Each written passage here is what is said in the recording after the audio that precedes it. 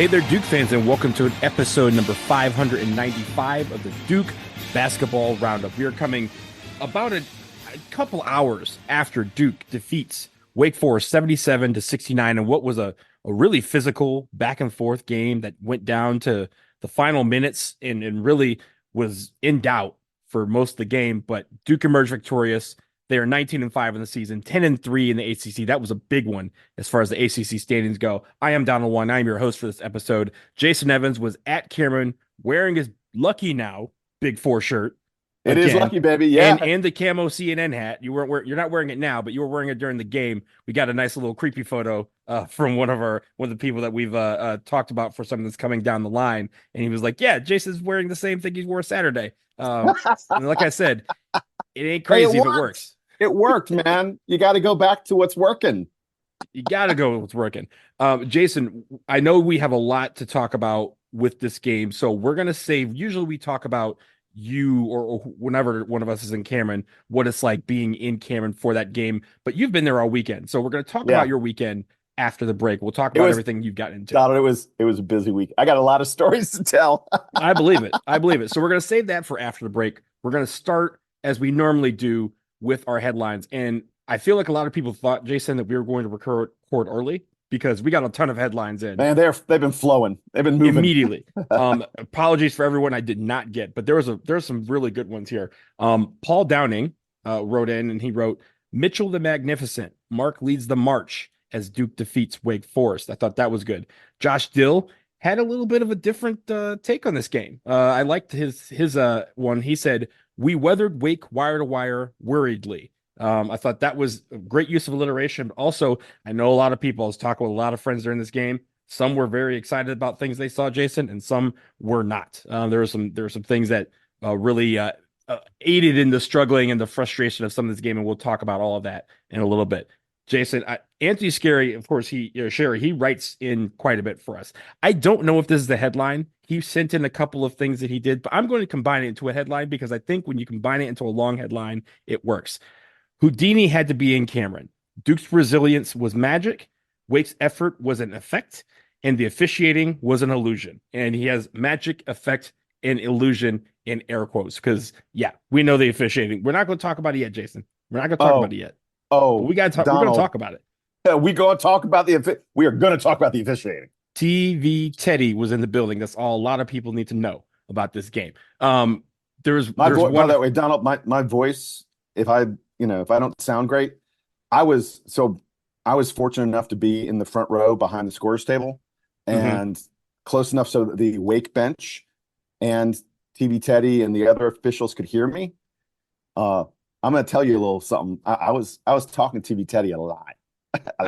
Whenever TV Teddy is within earshot of me, I talk to him a lot too. And I will tell you, he usually responds back, not like in a bad way. It's a very, good banter that we've had over the years.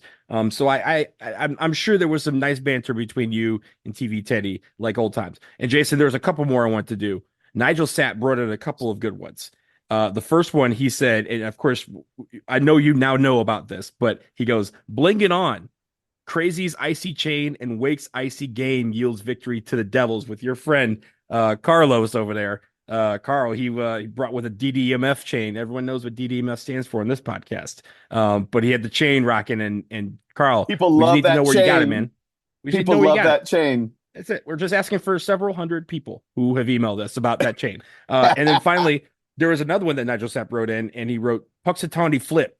Signs of a spring awakening muddled by familiar winter woes. I thought that was good. And then finally, Jason, I think another thing that we're going to talk about quite a bit in this game, Josh Levinson wrote in, and he wrote, Shire calls the six man's number.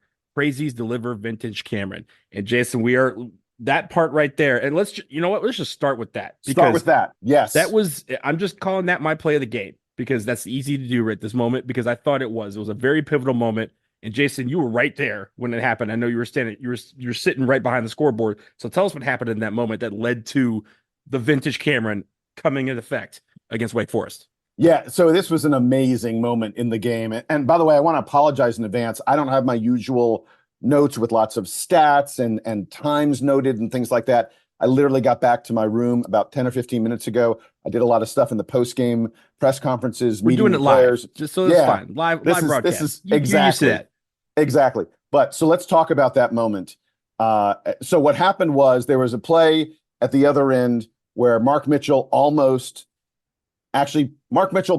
basically knocked the ball off the Wake Forest, and it went out of bounds, but they called it for Wake. They allowed Wake to keep the ball. I'm telling you, Donald, like the crowd, we were going bonkers when that happened, and Wake proceeded to score. And so there was sort of a weird play. The ball, for some reason, bounced all like I'm not sure if you can see this on television. The ball bounced all the way from the baseline all the way across half court to where Jon Scheyer was standing, and he was disgusted at the refs at that moment. And Scheyer got the ball and threw it back to the refs. And so, it's like, when your coach is suddenly like involved in what's happening on the court, like everyone paid a little more attention to him at that moment. And Jon started waving his arms to get the Duke crowd going. Donald, the place lit up. I mean, it got loud. Jason, real quick, as that happened, right? I don't know if you saw this from your vantage point because he was facing the court. And I know he was kind of maybe turned away from where you were. But as he was doing that, from TV vantage point, when they zoomed in on him, it looked like he was still talking to the ref. He was still saying something about the play. And as he was doing it, he was just kind of like, I thought he was, kind of motioning in a way about something that happened on the court. But then he turned. And when he turned all the way towards the court and then looked across the way towards Section 17 and the Crazies, that's when you could tell, okay, he's actually trying to fire this crowd up. Yeah, and then Jeremy Roach immediately buries a three-pointer. And like I thought Cameron was loud, and then Roach buried that three-pointer. Cameron got really loud. So I'm going to take us right away to the post-game press conference, because somehow I'm sitting in the press conference and people are asking questions. I'm sort of waiting my turn. No one's asking Jon about that moment, about him. Look, coaches don't get involved in games like that very often. And Jon especially is a guy who doesn't show his emotions. He's very even keeled. And so eventually I was like, guys, I gotta speak up and ask a question. So have a listen as I ask Jon Scheyer about that big moment, and have a listen to what his response is. Jon, you had that moment in the second half where you tossed the ball to the refs, and then you really got the crowd involved in the game. Cameron got as loud as I've heard it in a while in that moment. Was there something conscious there? Was it just your own pure emotion? I mean, take me through what you were sort of thinking as you were waving your arms to get everybody up. I was just emotional. Just emotional. Like I don't think this group, and look, that's on us to prove it. We'll be right there at the end of this thing. I'm just telling you guys. Like I believe in these guys so much, and we've been through a lot in the first 2 years. Like this is my first 2 years. The support of the crowd has been incredible, and this is a key game for us. It was a key moment, and I was fired up because Mark Mitchell made a heck of a play, on the sideline. He had great hands, and again, just like I don't expect our guys to be perfect, officiating is never going to be perfect. That has nothing to do with it. The ball came my way, and I want to shoot it at first. But I knew I couldn't do that. And it was just how I felt in that moment. And Cameron, they're great. They always respond to you. The fans, the students, they always respond.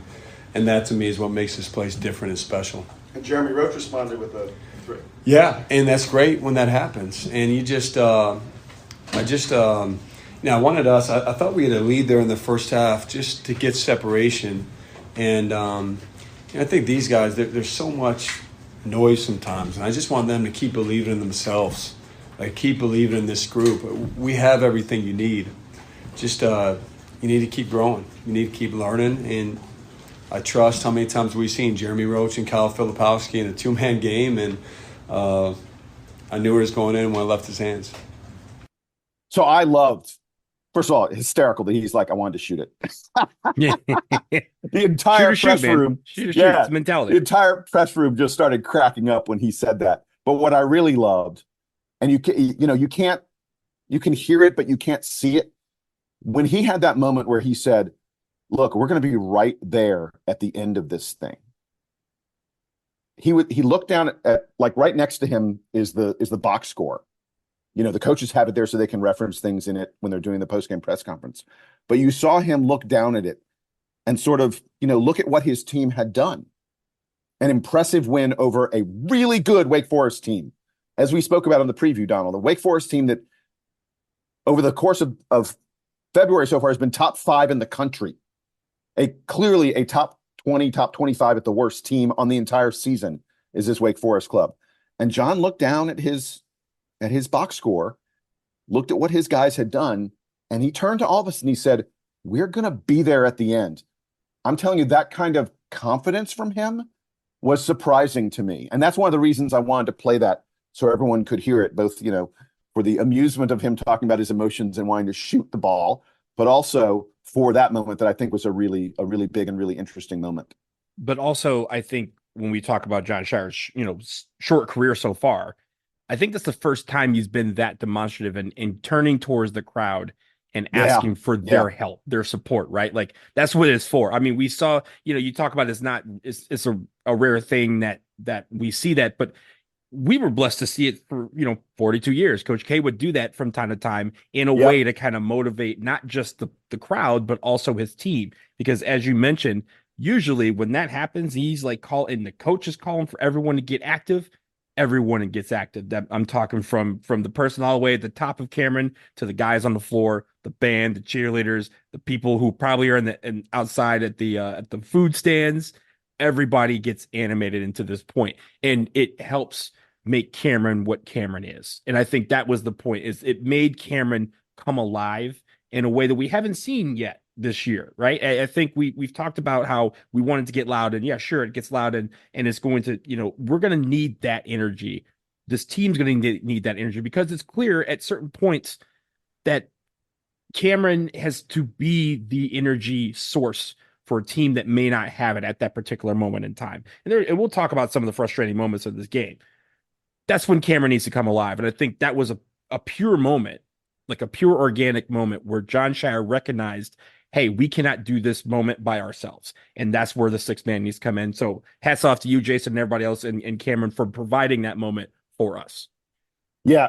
And look, while we're on it, by the way, I don't necessarily have like the good and the bad prepared the same kind of way. So we're going to jump around a little bit, but I think this is going to help us to get to some other things we're talking about. I just wanted to reflect on a couple of things that Sheyer's talked about in the press conference, because I think that they lead us right into some of the key factors in this game. First of all, he led off by talking about how great Kyle Filipowski and Mark Mitchell were. He said these, he goes, Mark and Flip were men. Anyone who doubts them is like crazy. He's like, they were men tonight. Those guys played super hard. I mean, you look at Mark Mitchell's line, 23 points, 8 rebounds, 2 block shots. He drew 5 fouls. Like he got fouled 5 times. Kyle Filipowski's line, 21 points, 10 rebounds. He also had 2 block shots. He had, 2 assists. 2 assists. Flip, by the way, drew 8 fouls. 8 fouls Flip drew. I cannot even tell you how important it was in this game that Efton Reed and then eventually Andrew Carr both fouled out. Efton Reed was in foul trouble the entire game. And you saw how important he was to Wake. Like when they got him in toward the end, they were like, they're feeding him, trying to get him going. Because it was so key. It changed the game plan for Wake to not be able to have those guys available. He got into foul trouble so quickly that Steve Forbes had no choice but to take him out of the game. We talked about how he likes to keep those guys in the game because he's like, I trust these guys. But he got into foul trouble in like the first minute and a half of the game, and he's like, I have to sit this guy down.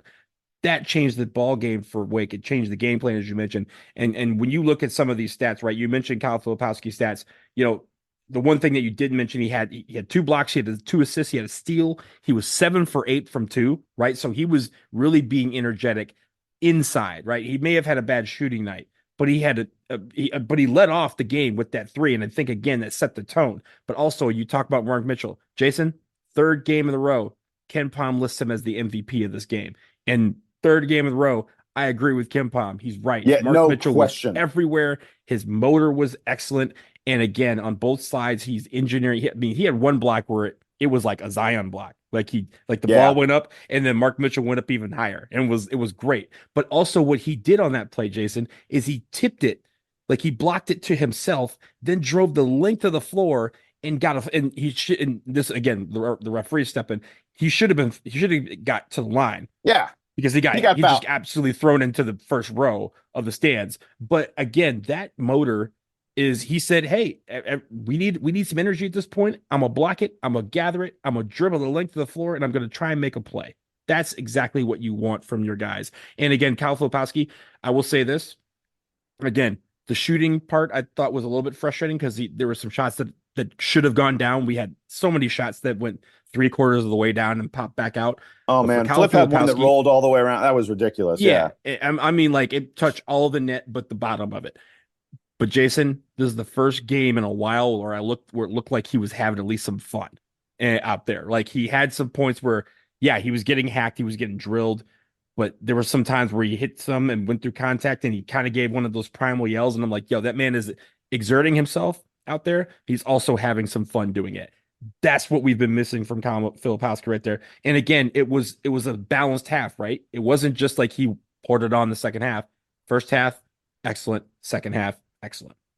Yeah. So John Shire, by the way, also talked about the condensed rotation in the second half because Mark Mitchell, Kyle Filipowski, and Jared McCain, all three of those guys never came out of the game in the second half. And Shire was asked about it, and he was like, it's really hard to take Mitchell or Flip off the court when they're playing as great as they're playing. As long as they're playing defense and battling on every play, he's like, I can't sub for them because they're in such a good groove, and I can't sub them out. And hand in hand with the two of them was Jared McCain, 17 points, 10 rebounds. Donald, I'm about to play a little more sound from the locker room. This is not from the press conference. This is the locker room. This is me wandering around talking to the Duke players after the game. And I'm telling you, the press, like everywhere I went, I'd sort of come in on a conversation that was already started with another reporter. And that reporter was inevitably asking everyone else, how is Jared McCain such an amazing rebounder? It was hysterical. Everywhere I went, people are like, Jared McCain had another double-double in rebounds. He had another 10 rebounds. It is crazy how good a rebounder Jared McCain has turned into. So I want to play a little bit of sound from Kyle Filipowski. First, a reporter asks him about Jared McCain's rebounding, and then you're going to hear a question from me. You talked about Donald, how physical the game was. I specifically asked Kyle. I got to tell you, folks, he had scrapes all over his arm. Like Kyle looked like he'd been to battle, and I asked him about that. You're going to like his answer, so have a listen to this. Along those same lines, how much has Jared's rebounding kind of helped Huge. you and the huge. team? Yeah. I mean, Jared's probably the best guard rebounder I've seen ever. Just his ability to and his effort to get on the glass and give us some extra chance points on the offensive end, but also when me and Mark are banging inside and trying to get their bigs out of the play, him coming in and helping us too is big time. Is he doing anything differently these last 4 or 5 games that they've got double figures? I think he's just being very intentional. He's giving it his all when he's out there, and he knows that he can slip in and get some rebounds. So it's been great for us. Kyle, I see scratches on your arm. You were holding your head at one point. It seemed really physical inside, but you finished better than usual today. Yeah, I mean, sometimes you need a little kick in the butt to get yourself going, and sometimes that's just how I'm wired with needing to feel that contact in order to get myself going. All right, I love the way Kyle was like, sometimes you got to get your butt kicked a little bit, get punched around to really get going. I'm not so sure that I feel like that's really Kyle Filipowski's game. Honestly, Well, he struggled at that a little bit, but yeah. You're a movie buff. I know you've seen Beer Fest before. You know how they're like, oh man, I have the shiner. I wish I could keep it as motivation the rest of the season. And every so often, his friends would punch him in the face. If I need to come down there and slap Kyle Filipowski in the face every week or so to keep him motivated the rest of the year, I'm happy to do that. I'm happy to make the 8-hour round trip drive to make that happen. But Jason, I think when you talk about Jared McCain, of course you didn't hear this because you were at the game. You had the best vantage point. But on TV, they were talking about, first of all, they talked about how after the game the other night with his grandparents in town, he went and shot like 500 shots after the game. They stole that from us. Yeah, by the way, I got to meet his grandparents. They're really nice folks. It was fun. Yeah, I got to so meet them. the fact that he again that work ethic has really been paying off in that. And again, he didn't have a great shooting night, but he had a couple of crucial threes that I thought really, again, helped us kind of secure this game. But on defense, on the rebounding, especially, even those like kind of like Travis Alvarado, like half steal, half rebound type of deals that he does. They were talking about how he takes a lot of his game from Dennis Rodman, where he would just sit there. And Dennis Rodman, what he used to do when he was on the Pistons and again on the Bulls, is sometimes during warmups, everyone else is taking shots. He's like, yo, I don't need to take shots. Like, ain't nobody giving me the ball to take no shots. That's not my game. He would sit on the bench and watch his team shoot and see where the misses were going, because he then knew, okay, if I memorize, okay, if Jeremy Roach shoots the shot over here, when he misses it is generally to the right or is generally to the left. He ends up in that spot every single time. And I think that is a master of the game. That's a guy who really is studying the art of basketball and not just the mechanics and the fundamentals. He is studying the art of basketball and is showing so much out there in the fact that he comes up with these rebounds because he knows where on the floor to be at that moment when if that ball goes in. Again, if it goes in, great. If it goes off the rim, Jared McCain doesn't even have to jump sometimes for these balls. He just is in the right place because all of a sudden everyone turns around and he's passing the ball back out to some. And a couple of those times he passed it around and ended up in the hands of like Jeremy Roach, who like hit a three. I think even Mark Mitchell off of an offensive rebound hit a three. So this is the type of game where I'm like, Jared McCain, it's almost cerebral how he plays. And especially with rebounding, it's terrific to see that. Yeah, and John Shire talked about it in the postgame, and Shire said, Jared McCain is the guy who will do whatever it takes to win. And Shire mentioned that it feels like, we're sort of playing 3 point guards at the same time, and that means we have to gang rebound. And he said, Jared is just unbelievably tough. He fights so hard. Even though he's outsized, he plays bigger guys on defense, and he gets in there and mixes it up when it comes to the rebounding. And by the way, we were talking about how Mitchell drew 5 fouls and Filipowski drew 8 fouls. Jared McCain also drew 5 fouls. In the second half, especially late in the second half, Duke held Wake at arm's length by getting to the free throw line, something this team has struggled with mightily in recent games. They have not been getting the free throw line. And in the first half, Duke only shot 8 free throws. It's okay. That's a decent number, not a ton. But in the second half, 0, which was right, exactly. But they were only 4 of 8 on those 8 free throws. And like they missed the front end of 1 and 1. And believe me, the crowd was murmuring a lot about Duke missing free throws. Second half, game on the line, Duke takes care of business. 14 of 17 free throws in the second half. 14 of 17, better than 82%. That was big in this game. And a big part of it was Jared McCain. That leads me to something else that I want to talk about, which is the defense. What went well is, Jason, in the pregame, we talked in country from a lot of different spots on the floor. From the free throw line, they were only 69%. From 3-point range, they were 23%. From the floor, they were 39%. And when we talk about one thing that we needed to do, because again, you had the Efton Reeds and then those guys, the taller guys that really can bang down low, is win the rebounding battle. We did 41-37. Offensive rebounding, we got 1/3 of all of our misses, which was great because that contributed to a lot of second chance points. And then even some where it didn't, where we were able to get it around, we just didn't get the shot. Again, that was the most frustrating part. There was one where, again, Jared McCain runs around, grabs a rebound, misses the shot. Mark Mitchell grabs it and comes back out. And like Corey Alexander on TV is like, this has got to end in a 3 at this point. And it just, again, went 9/10 of the way down, popped back out. And he's like, that's super unlucky because that is a play that deserved. There were so many plays that we got the rebound, offensive rebound, and it deserved a second chance point, but we just didn't get it. I just like the motor and the hustle and the energy that we brought, because again, that's something that we've talked about in recent weeks, is something that's been lacking in some of these games. We didn't have to worry about that tonight. Even when Cameron got lit, the energy was already present in this game. Even if we were going back and forth, I never for once said, hey, our energy is lacking here. And it's interesting how a frustrating game can lead to some of these moments.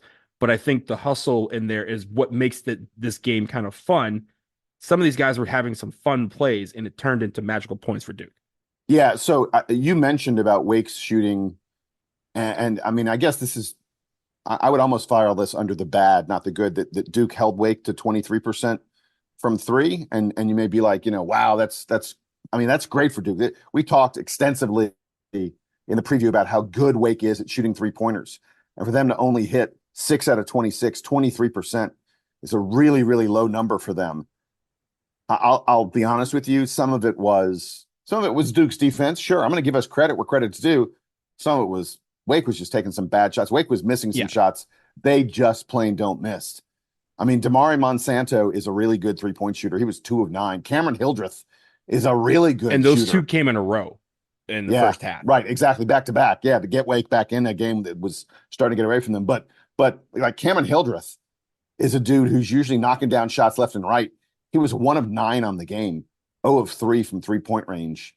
Boopy Miller, who's a guy who usually scores like 14 points a game, only had 3 points in this game and couldn't hit a shot. In fact, they pretty much benched him throughout much of the second half, how poorly he was playing. Some of it is Duke. There's no question about it. Some of it is Wake just having like an out-of-body experience. Like in the first half, they were hitting like the side of the backboard and stuff. I'm sorry, this Wake team is usually better than that. I'll take it, especially because Duke wasn't shooting much better. In fact, Duke was probably shooting worse. But for Wake, that's a much bigger part of their game plan. I mean, look, you take the good with the bad, right? It's interesting because you have this moment where some of these games or some of these teams come in there and shoot the lights out. And we've seen it so far this year. This game, it felt like it was going back and forth, back and forth, back and forth. There was a 6-minute stretch, Jason, where nobody made a shot. Not a free throw, not a 3-pointer, not a dunk, nothing. And so it was, again, it looked like great defense, but again, half is on both sides. Half of the shots were going down 8, 9, 10, and then would pop back out. But again, it's being resilient. And I'm going to talk in a bad about some things that happened at halftime that you didn't see, Jason. But it kind of summed up the first half for Duke. But I think the resilience factor was there. And I never thought that dissipated throughout the game. The fact that even when, the chips were down and felt like Wake Forest was going to try and make a run, it just throughout the frustration of not making shots and sometimes not making threes, Duke was able to hang in there and make those key moments. And again, the guys that stepped up that we've talked about, Jeremy Kane, Kyle Filipowski, Mark Mitchell, they stepped up at really opportune times. Jeremy Roach had some incredible clutch threes late in the game to really help us really make it where it was like an 8, 9, 10 or 8, 9-point game as opposed to a 2 or 3-point game, which is what it looked like it was going to be if he didn't make those shots.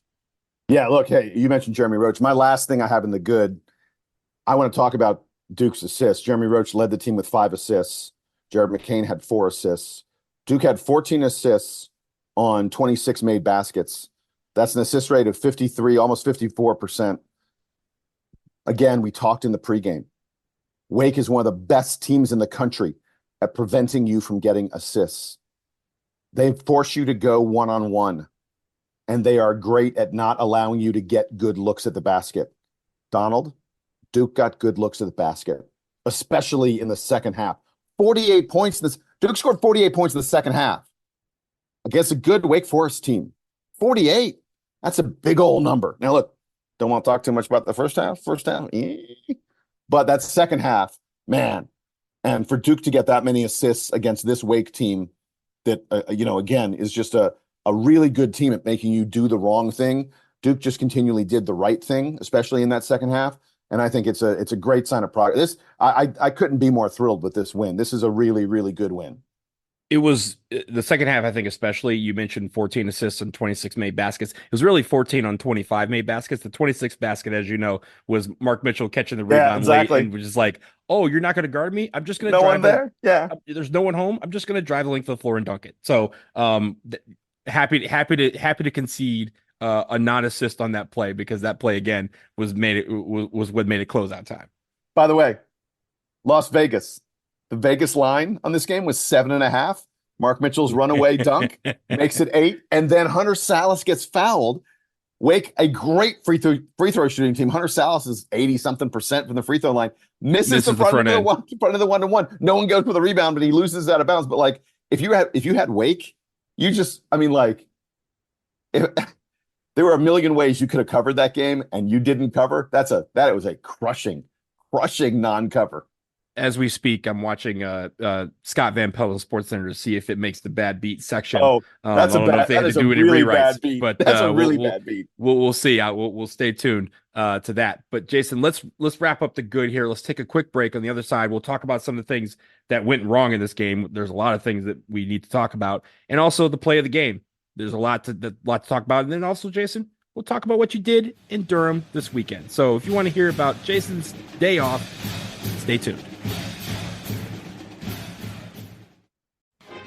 Hey, Duke fans, Jason and Donald here with a commercial message for you. You know, as the calendar keeps turning, the intensity of the games continues to build. And in February, we here at the DBR podcast are really proud to be teaming up with MyBookie for some extra fun in the build-up to the big brackets coming in March. That's right, Jason. And as we watch the push towards a regular season crown, MyBookie is offering a special promotion to listeners of this show. Head to mybookie.ag, and when you sign up, you get a 50% sign-up bonus by using our promo code DukeMBB. Even easier, Jason, you can use the link in the notes of this show, and it will take you directly there. Heading into the week, Duke was 27-1 to win the national title. Big games this week against Florida State and Miami. Game props, it's all available at MyBookie. Dude, 27-1, I might take some of those odds. I like that. Give Look, me that again, money. Yeah, again, we have teamed up here with the folks at MyBookie for a special promotion leading up to the craziness of March. Use the link in our show notes. Receive a 50% sign-up bonus up to $1,000. Wow. I don't know about you, Donald. I'm not wagering $1,000 all that much. I'm not. By the way, you also get a $10 casino chip with that. So more fun for the build-up to Phoenix in the Final Four. Bet anytime, anything, anytime, anywhere with MyBookie. And thanks to MyBookie for partnering with the DBR podcast. Don't forget to use that promo code DukeMBB.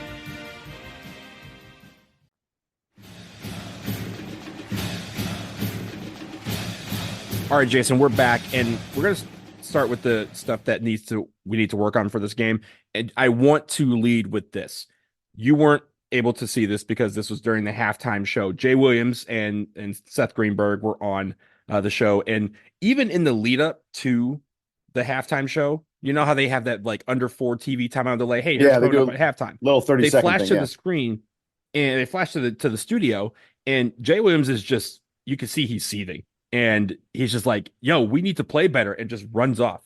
And they're like laughing. He's like, "It's not funny. We need to play better." So we get to halftime, and halftime he absolutely lit into this team. I was talking to my buddy Jeff about how we haven't really felt someone from the Brotherhood really go after this team, right? And say, hey, this team is not playing up to the standards. Well, Jay Will absolutely lit into them. And he said that they were not playing with the urgency that was necessary. He was talking about how they surrendered 5 dunks to Wake Forest, and that's not something that we do. He was visibly furious at how the team was playing. He obviously, then said, hey, here's what they need to do to get back on track. We're up 4 points. This is great. We're playing terribly. We're up 4 points. But it was the first time in a long time that I've seen a Duke member of the Brotherhood take this team or any Duke team to task for how they've been playing publicly. And of course, he has a platform. He's on ESPN. He's able to do that. Absolutely. But it's interesting that he did that. And of course, I thought right as you come out in the second half, they came out with a little bit of lethargy, and immediately John Shire calls a timeout and is like, "This is not what we're doing here. We're not going to start the half off like this." And I think it got better from there. But yeah, there was a moment there where we had to sit there, and I don't know if they heard it. They probably did in the locker room. I don't know if they've seen it yet. But yeah, Jay Williams really came in there and said, "Yo, this is not a Duke team that we need to be celebrating right now. This is not how we play. We need to play a lot better." So I'll tell you that obviously I haven't heard what Jay had to say, but my halftime came and suddenly my phone started blowing up. I was getting text messages left and right from people who were like, "Oh man, Jay is calling these boys out. Like he is laying into them." So I'm going to be very interested in hearing a little bit more about that. 2 things I'll say about it. The first one is, I mean, he's not wrong. In the first half, Duke only had 29 points. Duke was, I was frankly terrified of what the second half would bring, because I thought there's no way Wake will continue to shoot as poorly as they did in that first half. they're a better team than that. And I really thought that Wake was going to, potentially light Duke up in the second half. I think we got very fortunate that they were only marginally better in the second half than they were in the first at shooting those 3-pointers that they usually make so many of. So, Jay wasn't wrong that Duke wasn't playing great. But then the other thing is, I just think it's fair to say this. I think to some extent, Jay's trying to make a name for himself by laying into Duke a little bit, by being the Dookie that is willing to call the team out. There's some controversy there, and that kind of thing is a way that people generate clicks, get viral, that kind of thing. I mean, remember, just like a month or so ago, Jay was on and they said to him, hey, if you're being recruited, what school would you want to go to? And he said, well, nowadays I'd want to go to UNC. I wouldn't want to go. No, he was a transfer. He said, if you were in the transfer portal, where would you transfer? Right. Yeah, that's right. And people were like, what? Come on. There's a piece of me that wonders if maybe he's doing some of it because he loves Duke and he has high expectations for Duke. There's a little piece of me that wonders if he's doing a little bit of it to sort of not make a name for himself, but to sort of distinguish himself as someone who's willing to take on Duke, even though he went there.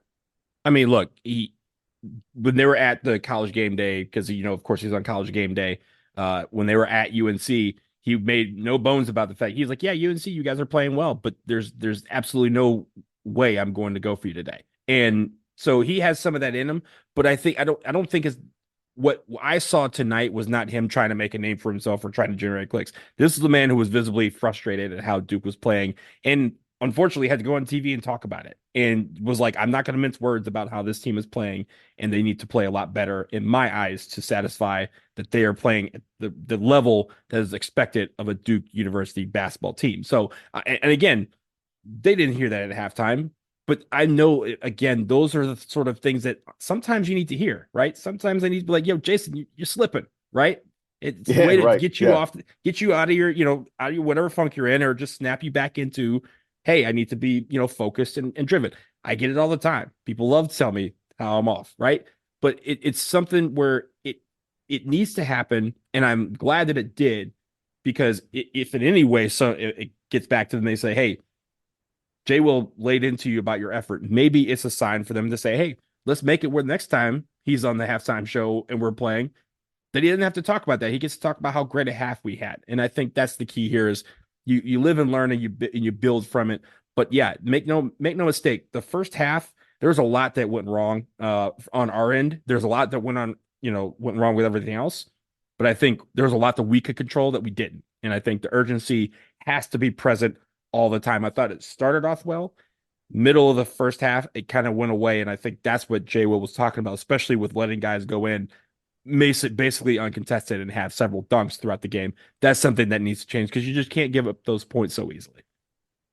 Yeah, well, although, I mean, full credit to Hunter Salas of Wake Forest. Oh, absolutely. The guy who he had several of those dunks. He created several of those dunks. Man, he was everything as advertised. I thought Hunter Salas was just outstanding in this game. I'm eager to see him declare for the NBA draft and be gone from Wake Forest. Man, I thought he was and by the way, I thought our defense on him was as good as it could be. I loved, by the way, look, we're in the bad. I shouldn't be talking about this now, but I'm just reflecting on stuff that I saw during the game. There were a couple times that like Flip got switched on to Hunter Salas. There were several times that Mark Mitchell found himself on Hunter Salas. Mm-hmm. And those guys, no backing down. They did a really nice job. Our big men, their ability to guard, 1 through 5 to some extent, really showed off in this game at times. I thought they did a great job on Hunter Salas. Look, the thing I want to mention in the bad, let's get to the bench. And I want to be clear that I don't really blame the bench guys for this, because they didn't get in the game because, several of our starters were just playing lights out. And as I said, John Shire spoke about that. But look, the reality is, one game after Sean Stewart had such a huge impact and played so many minutes against BC, he's in there for 1 minute and 39 seconds. And Ryan Young only plays 2 minutes in this contest. Blake's and TJ Power combined to play like a 1 minute and 5 seconds or something like that at the end of the first half. Yeah. Other than Caleb Foster, really, nobody else on this team contribute anything off the bench. again, a lot of that is they just didn't get a chance to. But if we're being perfectly honest about the good and the bad, the bench play, I believe Duke. Yeah, Caleb Foster hit some free throws. He had 4 free throws. Other than that, Duke got very, very little off the bench. And that, I think the reason why that is important is because one of the starters towards the end of the game was not in the game, right? We've talked about how the fact that Tyrese Proctor has moved back into the starting lineup. We kind of have that lineup that we thought we were going to have at the start of the season for the entire season. We've had to do some rotations due to injuries and whatnot. But Tyrese Proctor, and I know he got hurt.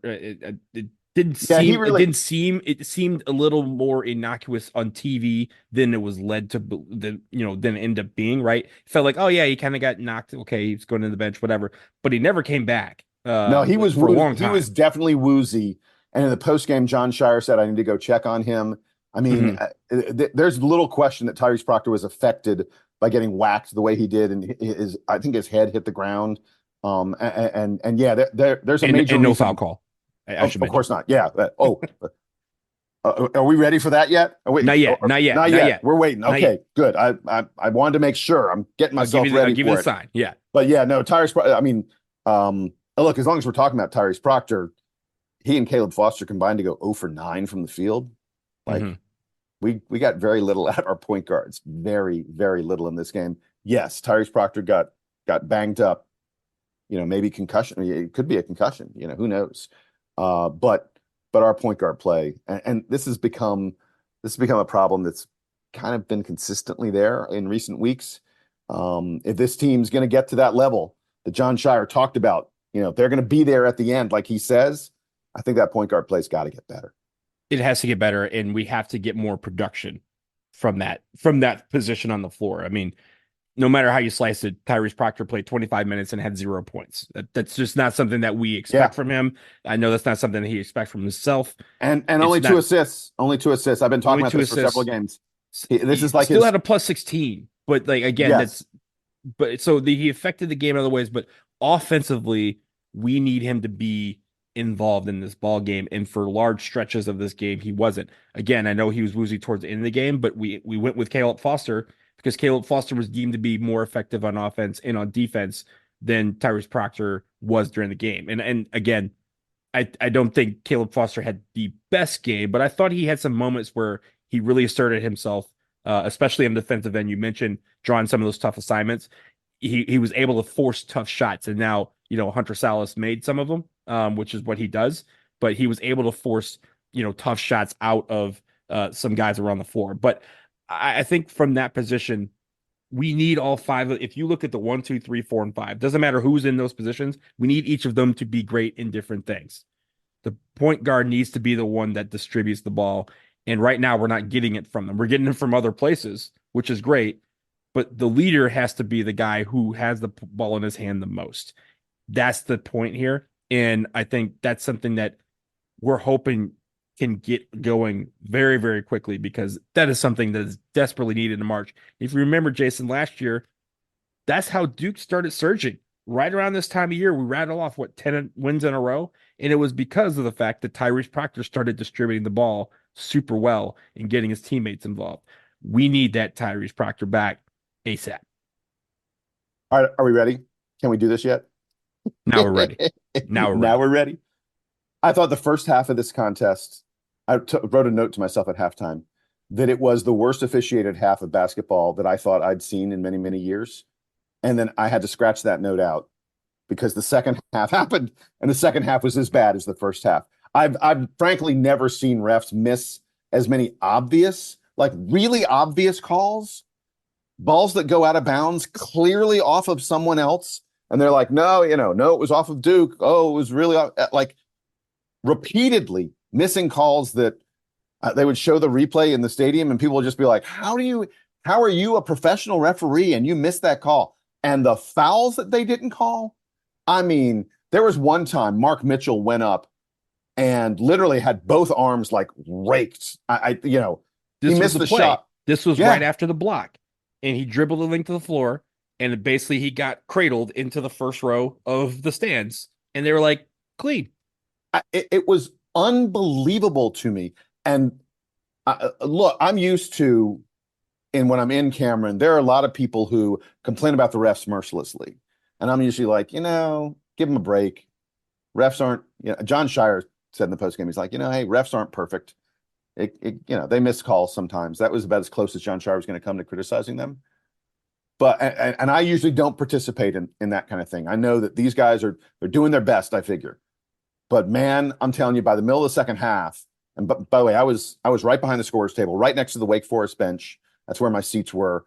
Thanks to my buddy who's just like, he doesn't want me to mention his name. He's the greatest.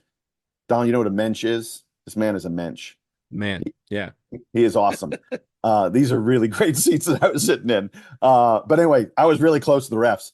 I was laying into them, my friend. I was all over their butts. And there was a hysterical moment where they didn't call a foul on a play. I think Flip went up, clearly got fouled. They didn't call a foul. We were all watching the replay. And one of the assistant coaches for Wake started like interacting with us because we were yelling at the refs so much. And he was like, look at this replay. He's like he's an assistant coach. He should be focused on the game. Instead, he's turned around. He's talking to me. He's like, look at the replay. I'm like, yeah, look at it. We watched it together. And I'm like, see, he got fouled. The guy was like, I don't know. You know what that means, hysterical. Jason? You know what that means, Jason? What does that mean? Your job. I did my job. I took him out of the game. They're not focused on the game anymore. They're focused on you. I love doing that when I'm in Cameron.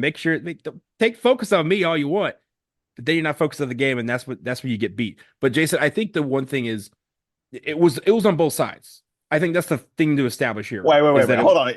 It was on both sides. They were bad, but they were worse for Duke. Well, no, hear me out, because I hate when people are like, oh, they just called all the calls for Wake Forest or for other team. They didn't call them for us.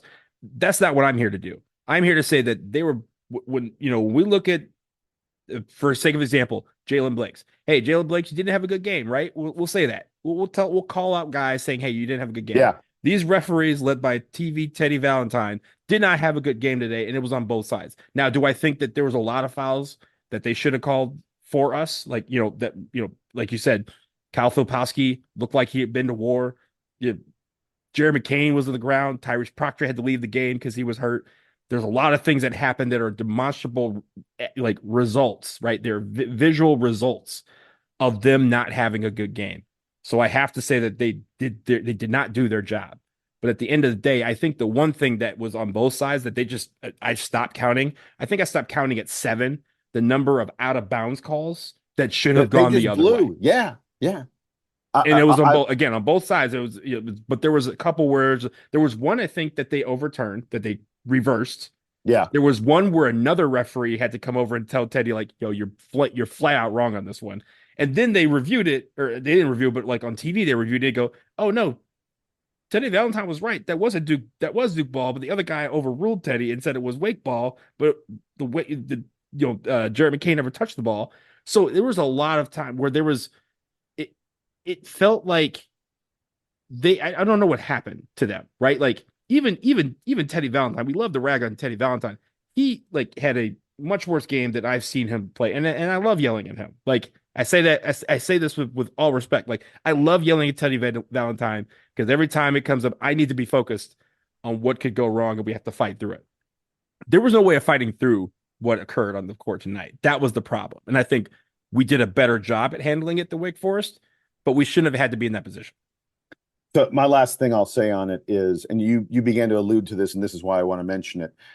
So I was seated in Cameron right next to someone who's really, really close to the program. I'm not going to say his name, but this is someone who has been like at Duke practices consistently for 20 plus years. And he said to me at one point early in the second half, when I was starting to lose my mind about the officials, and he's not someone who usually does, but I did notice he was yelling a lot at Clarence Armstrong and Lee Castle more than Teddy, because they were the ones a little bit closer to us. And he said to me at one point, he said, you know what I'm afraid of? He goes, these guys have no control over this game. Someone's going to get hurt. And it was within like 5 minutes of that Tyrese Proctor banged his head and got hurt. That's the concern. That's the problem when the refs lose control of the game this badly, is that guys end up getting hurt. And I think and I hope that we're lucky and that nothing lasting came out of it. But we get upset because we want the team to win, but there's also an aspect of the safety of the players. And frankly, as poor as the officiating was in that game, they were putting the players, Teddy Valentine, Lee Castle, and Clarence Armstrong, put the players in danger. And that's one of the reasons I was so upset about what was going on in that game. Yeah, and that's the key here is we're not talking about Tyrese Proctor being out towards the end of the game because he's hurt. If they don't call the foul or if they don't, establish early on that, hey, we can't get physical, they really let both teams be physical. And, it felt like at least in our case, we took the brunt of that physicality. All right, Jason, there's a couple more things I have before we wrap up the bad. One is this is kind of a mess, a ratatouille, if you will, of different things.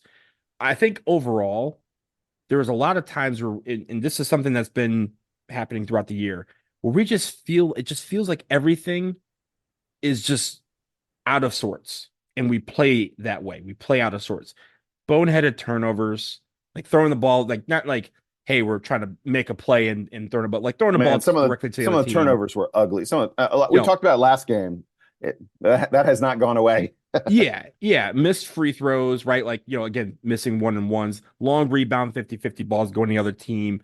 And again, we got stuff 4 times at the rim, and it was all 4 of them were shots that didn't go strong to the rack. I think the times that we did go strong to the rack, we ended up getting the ball in the net. But like, if you don't go strong, they're going to send it the other way. And I think from that, it's hard to figure out how this team is going to respond to adversity when sometimes that response is a ratatouille of mess. It just feels like it was a mess at certain points. And I think that contributes to some of the frustrating moments that we have and how other teams are able to keep it close and make it where I don't have to pull my hair out. I shave it. But I know you have to pull some of your hair out towards the end of the game because it doesn't feel like we have control of the situation. We are not control of the tempo. We are not control of the flow of the game.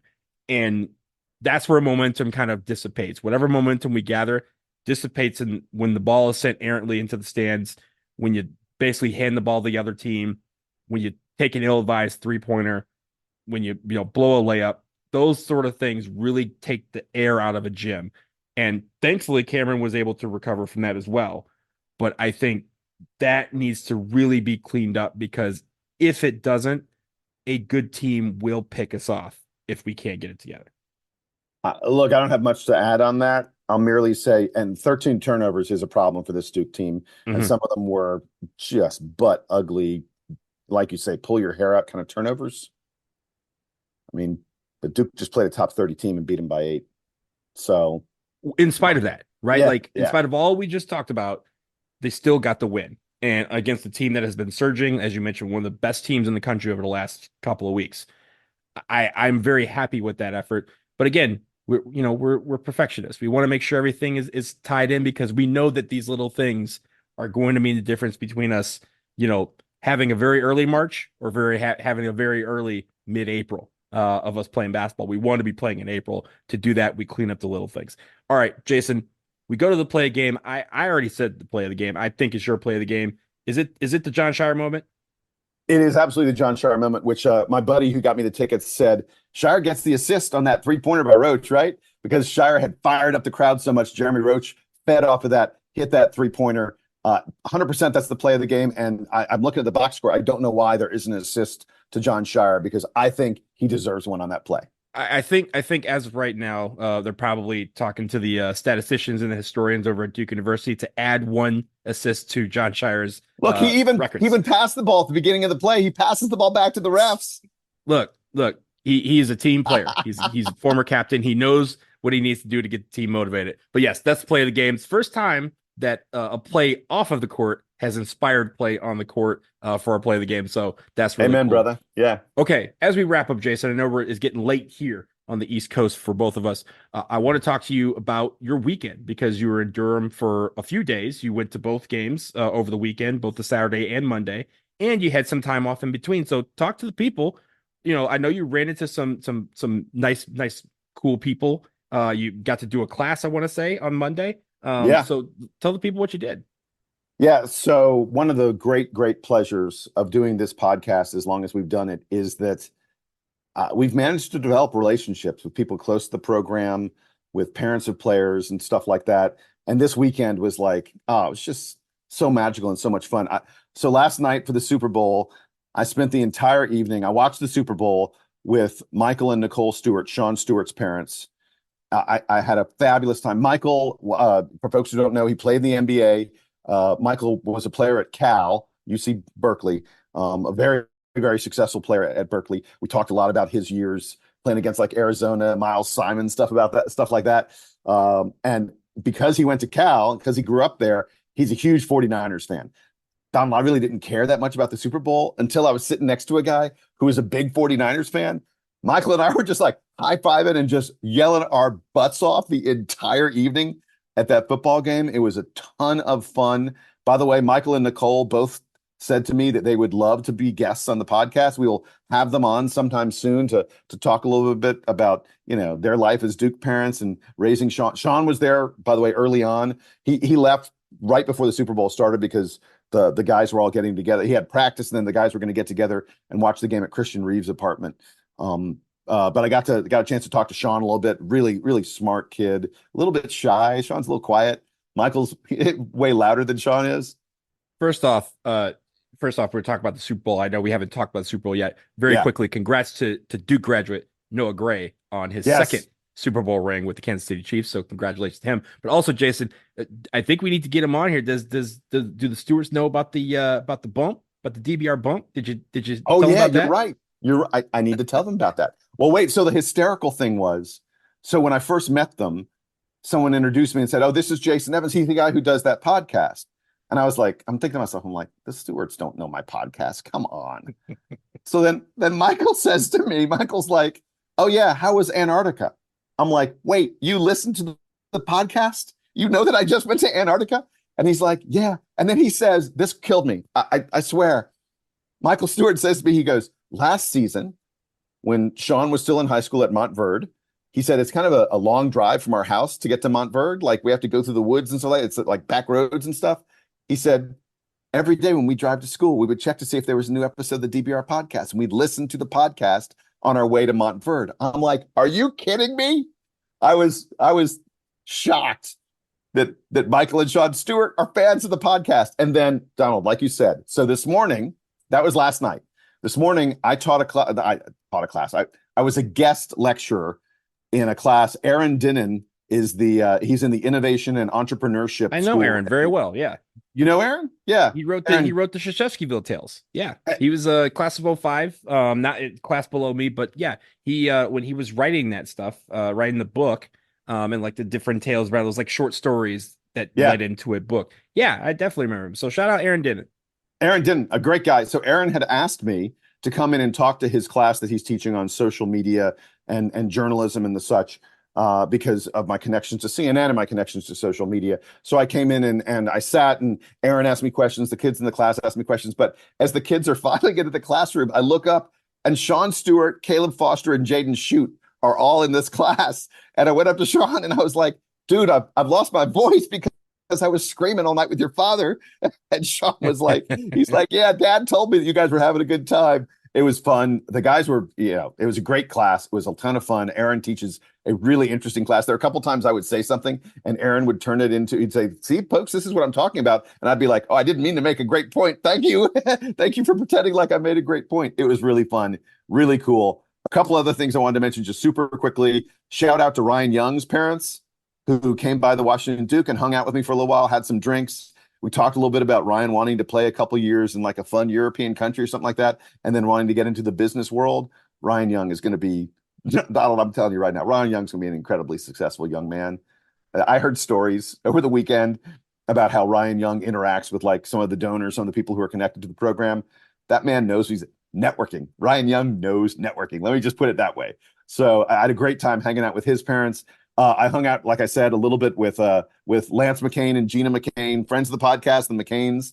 I also got to meet Jace, their son, who is a grad assistant on the Duke team. And I mentioned I met Gina McCain's parents, Jared's grandparents. They're really sweet. And then the last thing I wanted to mention. So I met a guy Saturday night in the Washington Duke, a man named Dan Blaylock. Dan is 97 years old. He lives in Washington, D.C. and he drives himself like a half dozen or so times a year down to Duke basketball games. This man, 97, this dude is bright, vibrant. He is like all in on fandom and stuff like that. He's like, oh, I got to listen to your podcast. I'm like, you even know what a podcast is, my man? I'm telling you, Dan Blaylock, I want to be Dan Blaylock when I am 97. That guy, a great guy. There were so many wonderful people that I met. And Donald, like you said, there were a couple times I was talking to someone and someone would come by at the Washington Duke. They tap me on the shoulder. They go, I love your podcast. They would hear my voice and they would just, it was really wonderful. I had a fabulous time. I can't get to Durham enough. This is just, it was great. It was really great. That's great. That's awesome. On the class, I know in a couple of months, after the season's done, I'm going up to Detroit for the NFL draft, and I'm going to be speaking at my school, at not my middle school. I didn't go to middle school. I went to the high school, but Detroit Country Day, the middle school teacher there who's doing a podcast unit said, you need to come and teach these kids how to do podcasts. So I'm going to be speaking to some middle school in a couple months. So I'm going to ask for some tips on how to sit there and look like I'm an expert at this stuff, but because we learn about this stuff every single day. We're very learning people. But great time for you in the Gothic 101. And of course, Jason, the most important thing is you brought home 2 wins for us. So we appreciate you for doing that. So that will do it for episode 595 of the Duke Basketball Roundup. Thank you as always for listening. We will be back later on this week. We have another game this weekend against Florida State. We hit the road for a couple of games. So it's time to really get focused because the road games are big tests for Duke as we get closer and closer and closer to March. Stay connected with us, of course, on social media, dbrpodcast@gmail.com, and also Home Field Apparel. Jason, the Big 4 shirt is the lucky shirt. Jason's worn it. You need to get it. It's on Home Field Apparel. Use the code DBR Podcast to save 15% off your first order. And also click the links on our link tree. We have a bunch of links to MyBookie and Fanatics and Home Field Apparel. Anything you want. Gear, place the latest bets, whatever you need to do, we got you. So for Jason, I am Donald. This is now time for the Duke Band to play us out and take us home.